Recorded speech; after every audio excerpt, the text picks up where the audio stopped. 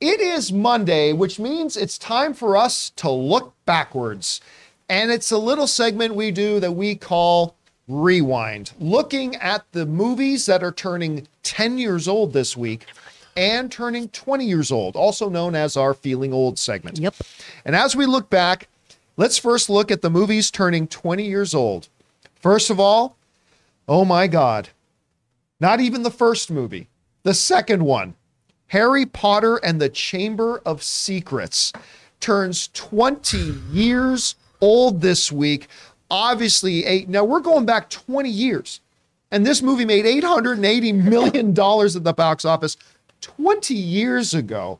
Of course, it was beloved by audiences and the critics. You saw it had an 82% on the Rotten Tomatoes meter. This was the movie that told the world, okay, the Harry Potter thing, this is going to be a long-term thing. Oh, yeah. You know, they rolled the dice. They tried to make a movie out of this popular book, and they had some success with the first one. Could they follow it up? Could they actually do all of them? It was Chamber of Secrets when this thing came out, and it was completely embraced by the critics and the audiences and obviously the box office. That kind of went, all right, now it's a foregone conclusion. Warner Brothers could stand back and go, we're making all of them. We're now making all of them. We don't even have to wonder about it anymore. It's pedal to the metal. It's full blown. And that franchise, I'm not a Potterhead. That franchise is magical. And that was the movie. Chamber of Secrets is the one to me that cemented that it would be a long running franchise. And I think that's why that movie is so absolutely significant. Also, on that same level of magnificence, we have the, of course, all-time classic. There it is. Half Past Dead with Steven Seagal and Ja Rule. The good, the bad, and the I hear he deadly. actually stands up to fight in this one. This Oh, wow. Wow. with a mighty, impressive 300. No, that's just 3% on Rotten Tomatoes. I had to do a double check on that one. But hey, it did. Listen, I kid you. Listen, don't scoff at $19 million. This movie made $19 million. That awful, that bad. But you just throw the name Steven Seagal. That was the era, I suppose. And it could pull in $20 million. Actually, Steven Seagal was probably in the waning era of his career by this point. But still, it made nearly $20 million. I don't want to spend any more time in this movie because it was completely awful. I don't even know what that title means. Half Past Dead. Look so you're at dead. half of Steven Seagal's titles. You don't know You're what they dead, mean. but you're halfway past it now, The too. movie was no on deadly I ground. love Come the on. way he wears bandanas. He knows how to. Only he can do it. All right. So those are the movies turning 20. Turning 10 years old this week. I cannot believe this was 10 years ago. It was the final chapter. Well, first, we'll start with this one. Silver Linings Playbook. This to me still feels like a movie that came out like 5 years Yep, ago. Yeah. it does to me too. It's Right? these 10-year ones that get me. I'm like, how? Yeah. Yeah. Like, because the 20-year, like, I'm surprised it's 20 years ago, but it does not feel like it was yesterday. Silver Linings Playbook feels like it was yesterday. And this was the movie, like, I remember celebrating when Bradley Cooper was becoming a big star because I was a huge Bradley Cooper fan for when he was in Alias. And then when he started to land movie roles, I got so excited. Of course, then The Hangover came, made him a legit star. But this was the movie that kind of put him in the A-list level. This is right? a great, he delivers an incredible performance in this Yeah. movie. Did he get a nomination for this one? I can't remember I if don't he know. did. He should have. But I mean, this was a movie filled. I mean, Robert De Niro was absolutely fantastic in this movie. Jennifer was absolutely fantastic. This is a great movie. And again, movie. it was rewarded. A drama making 200, bring the graphic up again, making 200 and something million dollars for that style, that genre of a movie was incredible. Again, obviously the critics totally responded to it. They loved it, 92% on that. So I cannot believe that was 10 years ago. But this one really gets me.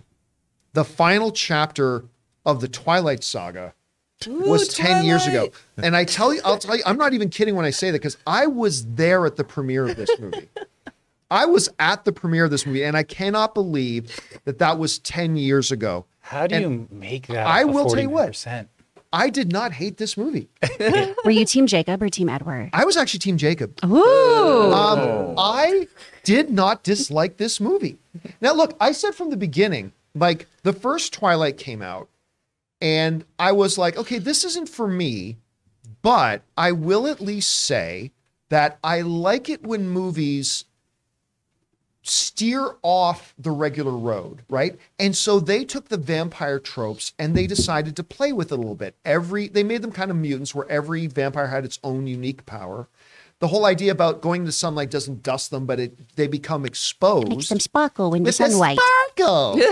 Makes them more Beautiful. exposed, but it makes them exposed. So I actually respected that they were going off the beaten, tried and true vampire tropes for that. Again, the movie was not for me, and they became kind of terrible.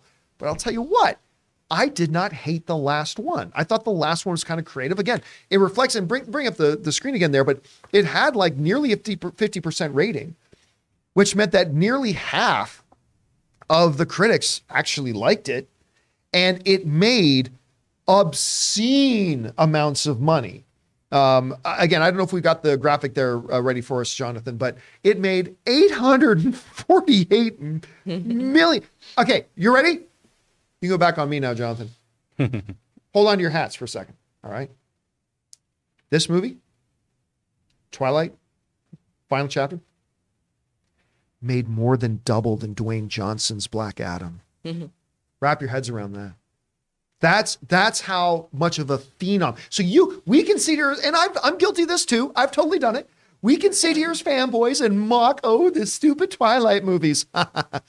Doubled what Dwayne Johnson made on Black Adam. I mean, that's how successful it was. It was crazy successful. We want to take a moment and thank a sponsor of today's video, HelloFresh. Guys, my wife Ann and I love using HelloFresh. With HelloFresh, you get farm-fresh, pre-portioned ingredients and seasonal recipes delivered right to your doorstep. Skip trips to the grocery store and count on HelloFresh to make home cooking easy, fun, and affordable. And that's why it's America's #1 meal kit. When you subscribe to HelloFresh, you can check Save Money off of your fall to-do list. HelloFresh is 25% cheaper than takeout and even less expensive than grocery shopping too. And HelloFresh works with your ever-changing schedule. Plans are flexible and you can choose your meals for the week, update your preferences, or change your delivery day all in the HelloFresh app. Now, you know Ann and I are both working professionals, so when it comes to dinner time, it can be a bit of a challenge. We don't really have time to cook and we don't want to eat out all the time. And that's why HelloFresh comes through so clutch for us. Not only do we get to eat delicious, nutritious food, but Ann and I both have a lot of fun getting to cook together, following the easy-to-follow steps in getting the meals made. So go to HelloFresh.com/Campea65 and use the code Campea65 for 65% off plus free shipping. That's HelloFresh.com/Campea65 using the code Campea65 for 65% off plus free shipping. So Rob, let's go over to you. We're looking at this second Harry Potter movie, the final Breaking Dawn, Twilight movie. We're talking about Silver Linings. We're talking about Half Past Dead. But which of these movies really stand out to you as we look back? Well, I mean, like you said, to be honest, I was not a big fan of the first Harry Potter movie. I thought it was too much of a slavish adaptation of the book. And because of that, it lost some of the magic that they could have put in there by doing more of an adaptation. But Chamber of Secrets, when I went and saw Chamber of Secrets, I'm like, okay, this movie worked better for me. And I'd only read the first Harry Potter book, and I was like, that it was very apparent that this was a franchise that, like you said, was not going anywhere. And I could see, I felt the movie was stilted, and just because they had to skew so close to the book. But the second film felt more, I guess, more magical to me. And you could tell it was going to change the world. The books were still being published back then as well. Not all the books had come out yet. And there were kids lining up at midnight to go buy a book. I mean, it was an incredible. Had not seen that before, and I don't know that we've seen it since. No, it was phenomenal. But then again, Harry Potter made the Twilight franchise popular because it was another YA franchise, and Harry Potter made the YA genre of any kind monstrously huge, and everybody was looking for their next Harry Potter. And I would say that the Twilight franchise is probably the closest thing we came, and then we had Hunger Games. Those are probably, I mean, nothing surpasses Harry Potter, but Harry Potter made Twilight's success possible. And by the way, Twilight also is responsible for another franchise that made an unbelievable amount of money. Yep. The 50 Shades of Grey films, as preposterously, completely awful as those movies are, those movies made bank. And some people don't know today that 50 Shades of Grey is based on Twilight fan fiction. Yes. So Twilight was responsible for all the money it made and all the money that 50 Shades made. And what's interesting is you could see an audience progression. Yes. You know, you started reading Harry Potter, you graduated to Twilight, and then you went to 50 Shades of Grey. And an argument could be made. I mean, the thing about the Harry Potter books until later, there's no like there's no real sexuality or romance. But here's the thing: them. you can see the progression you're setting up. You can see the audience getting older with them, because the little girls went from going in when they were younger watching the first Twilight, I want Edward to hold my hand, to I want to fuck Edward, and that's where they got into the. Well, that was. I mean, he was the later, perfect right? boyfriend. He was your ethereal, beautiful boy that didn't want to touch you. So you know, as you went through adolescence, from the time you're like Relatable 10 all the way up to. Chris is holding something in because she's dying right now. No, this is wonderful. Keep going. You know, I mean, but and then by, like you said, John, by the end, by Breaking Dawn Part 2, you know, you want to break off something. And it started, and then you work your way up to Shades of Grey. You know, and it's like going from elementary school to high school to college. And then With these three Maze franchises. Runner is like YA the next class. Yeah. Yeah. Right. Or community classes after work. You know. Chris, we go over to you. I feel so seen. When we look at these films that are turning 20 and 10, what is standing out to you? Oh, man. Well, Harry Potter, I grew up with those books. I was that kid at the midnight releases because they started coming out when I was Harry Potter's age. And it was so magical to be like, oh, I could be a wizard too. Oh, my gosh. In a way that I didn't get from comic books, right? That I really, really loved and connected with. Man, I have no idea about the Steven Seagal movie, but now I want to watch it. 3%? You really so don't. bad. Yeah, I think you'll start to be like, I have things to do. Watch his first movie, Above the Law. And Okay. leave it there. And then what was our other? Oh, Twilight. Okay. To me, these movies came out 2 years ago because I watched them during the pandemic and I watched all of them. Right. And they are ridiculous and I love them now. I was like, what? And, you know, maybe Black Adam just needed to have that hideous monster baby and then they'd be making more money. Because that baby in the Breaking Dawn movies is friggin' terrifying. She is spooky. She's a spooky little By the baby. end, with a Ugh. strange, what was the Renesmee. Renesmee. And by the way, you know, I just realized Rob is Jacob, because you know Jacob, she'll get older, He and Britain. right? Jacob with baby Renesmee. You have to have seen Twilight to know what we're talking about. That's where you got that line.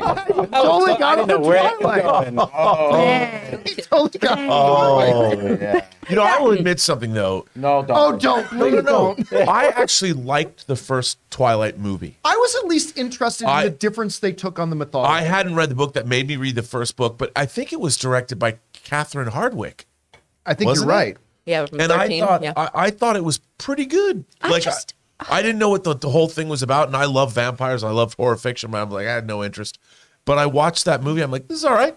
I feel so bad for her dad the entire time. Like, I want a Twilight movie that is just told from his perspective of being like, what the actual fuck is going on with my kid and this weird anemic boy and then her best friend who's never wearing a shirt? Why are you all in my house? And then her mom's just like, I'm living in another state and nothing's wrong. I'm like, where's her mother? Yeah. Why are all these supernatural beings holed up in the Pacific Northwest? I mean, I'm from Seattle. I'm like, It's gloomy and dark. yeah, I wouldn't live there. I'd go somewhere else. I'd go to Europe. Although I can't will, go anywhere sunny. I think it was Twilight. In all honesty, I think it was Twilight that kind of engineered this filming technique that started to be used in a lot of other types of movies, where they wanted to show the vampires were really fast, right? They literally went in the woods, because you know, you go to an airport and when you get to the long hallways, they've got a flat escalator that just goes flat, and if you walk, you feel like you're moving at super speed. You know, Disney owns those. What's that? Disney owns those. They do. Do they? It's people mover technology, and they own that. They have to pay Disney. Airports pay Disney for that technology. Yeah, Disney. That's a movie. dang. That's nobody should be allowed to own a copyright on that. At any rate, what they did in People Twilight mover. was they would go down the woods and they would literally make one of those conveyor belts, like a 30-yard long conveyor belt that was moving at a certain speed. And then they would have the actor who was a vampire just running on the conveyor belt, and it created the illusion They were moving at superhuman speed. And then we've seen other movies kind of adopt that technology moving forward. It was actually really, really quite smart because it worked really well. Anyway, guys, question is for you. As we look back at those films turning 10 and 20 years old this week, which ones stand out to you the most? Whichever ones those are, jump down to the comment section below and let us know your thoughts.